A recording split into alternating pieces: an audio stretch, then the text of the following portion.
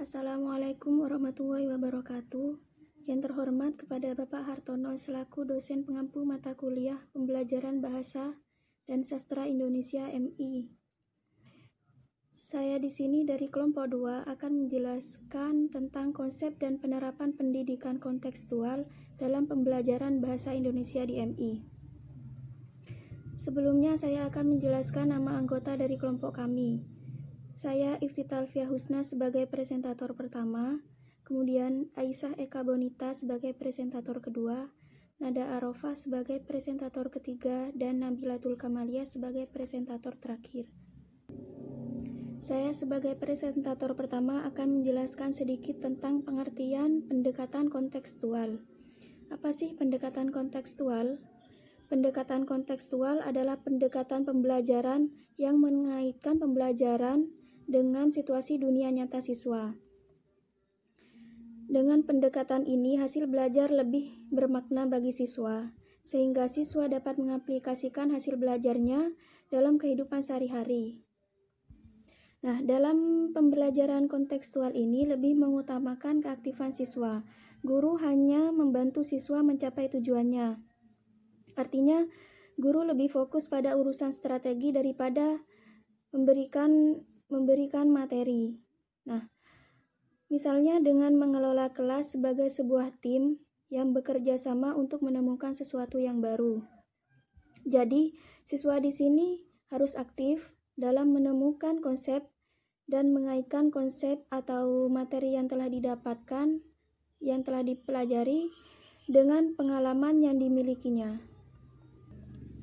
Dengan pendekatan kontekstual ini, siswa akan memperoleh pengetahuan dan keterampilan sebagai bekal untuk memecahkan masalah kehidupannya di lingkungan masyarakat. Cukup sekian dari saya, selanjutnya akan dijelaskan oleh rekan saya. Wassalamualaikum warahmatullahi wabarakatuh. Assalamualaikum warahmatullahi wabarakatuh. Perkenalkan, nama saya Aisyah Eka Bonita, NIM T2018-4015. Di sini saya sebagai pemateri kedua akan memaparkan materi mengenai karakteristik pendekatan kontekstual. Jadi ada 8 komponen yang menjadi karakteristik dalam pendekatan kontekstual. Yang pertama itu melakukan hubungan yang bermakna. Jadi dalam pendekatan kontekstual ini, siswa dapat mengatur dirinya sendiri untuk dapat belajar secara aktif dalam mengembangkan minatnya secara individual, bekerja dalam kelompok, dan dapat belajar sambil bermain. Dapat belajar sambil berbuat atau learning by doing. Lalu poin yang kedua yaitu melakukan kegiatan-kegiatan yang signifikan. Artinya dalam pendekatan kontekstual ini karakteristiknya adalah siswa dapat membuat hubungan antara urusan sekolah dan berbagai konteks yang ada dalam kehidupan nyatanya.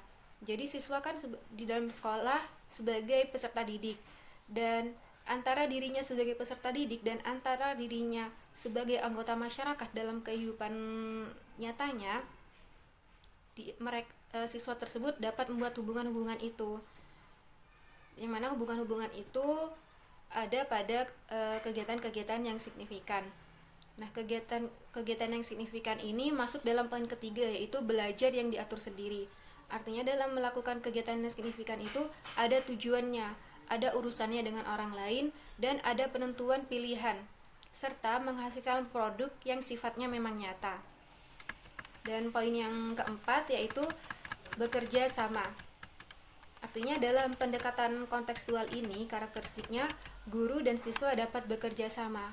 Guru membantu siswa untuk memahami bagaimana mereka saling mempengaruhi dan saling berkomunikasi.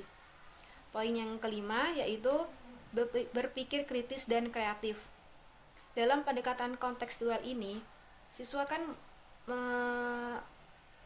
mendapatkan ilmu baru berdasarkan pengetahuan yang sudah ada dengan artinya dalam pendekatan kontekstual ini mereka kan mengkonstruk sebuah pengetahuan. Nah, dalam mengkonstruk sebuah pengetahuan ini mereka menggunakan tingkat berpikir yang lebih tinggi.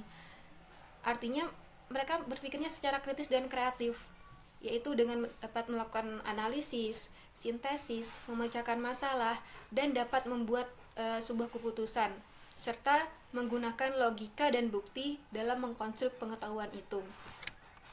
Dan poin yang keenam yaitu Siswa mengasuh atau memelihara pribadi siswa.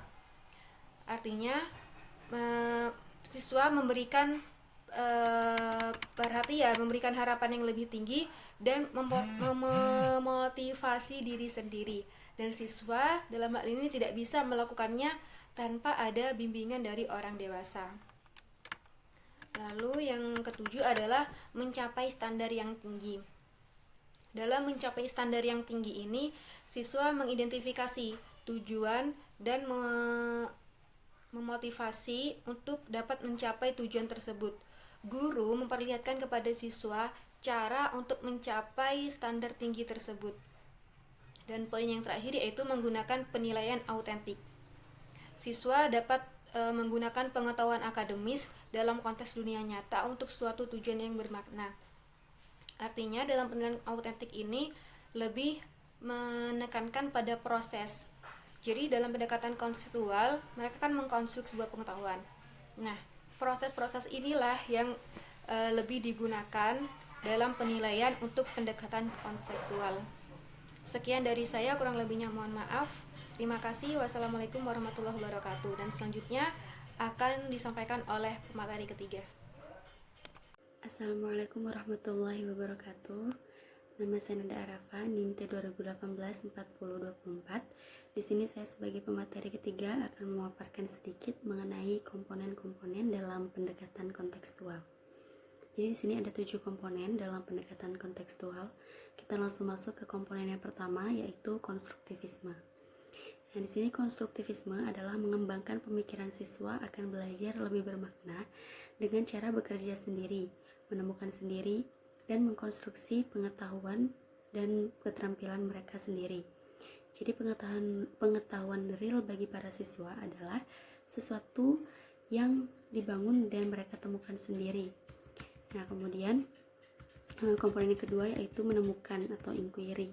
Di sini menemukan atau inquiry adalah proses pembelajaran yang didasarkan pada proses pencarian penemuan melalui proses berpikir sistematis.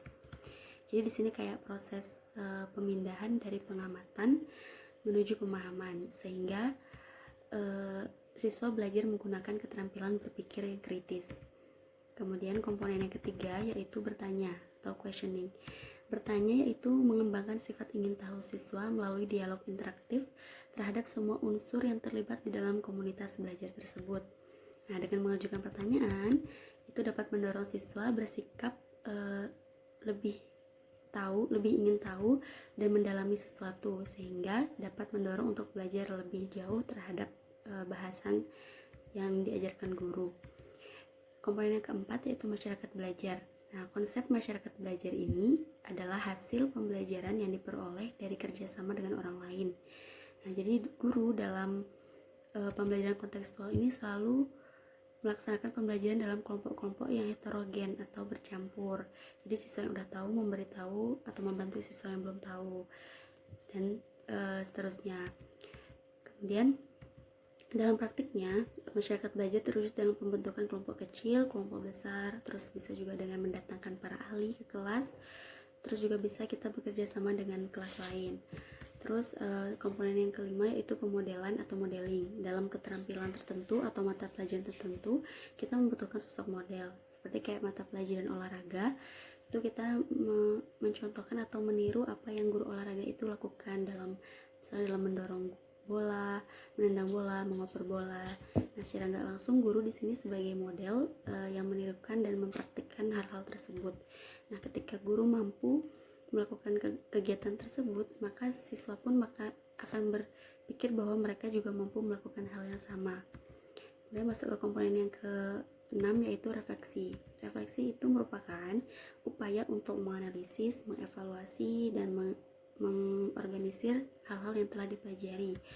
Jadi guru menyisakan waktu atau memberi kesempatan kepada siswa untuk melakukan refleksi dengan menanyakan kesan mereka sama pembelajaran, atau bisa memberikan mereka catatan di buku, atau bisa meminta pendapat mereka atau meminta mereka menceritakan kegiatan selama pembelajaran tersebut.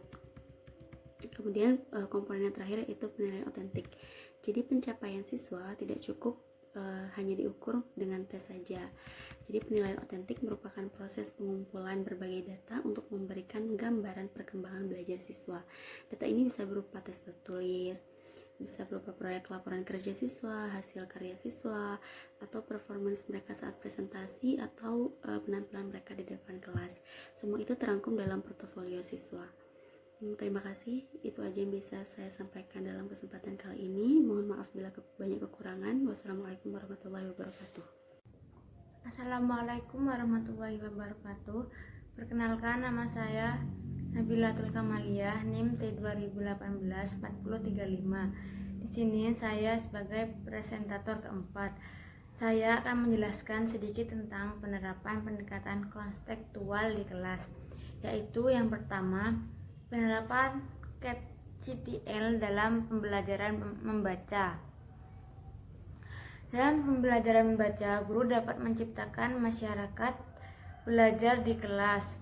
Masyarakat belajar berfungsi sebagai wadah bertukar pikiran, bertukar informasi, tanya jawab tentang berbagai permasalahan belajar yang dihadapi, dan pada akhirnya dicari solusi tentang permasalahan tersebut. Yang kedua yaitu penerapan CTL dalam pembelajaran berbicara. Suasana kelas memiliki peran dalam pembelajaran berbicara. Pembelajaran di kelas dapat menggunakan teknik belajar dalam pembelajaran dalam konteks interaksi kelompok. Guru membuat suatu kelompok belajar. Dalam komunitas tersebut, siswa berusaha untuk mengutarakan pikirannya, berdiskusi dengan teman.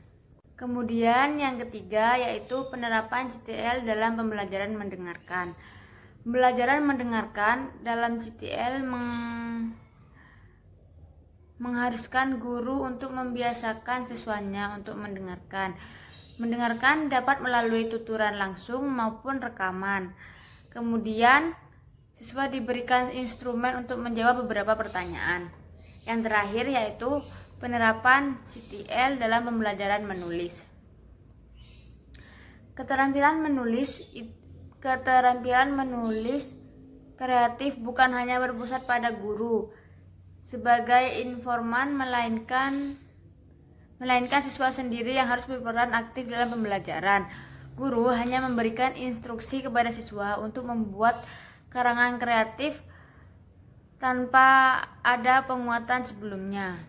Terima kasih, saya sampaikan. Wassalamualaikum warahmatullahi wabarakatuh.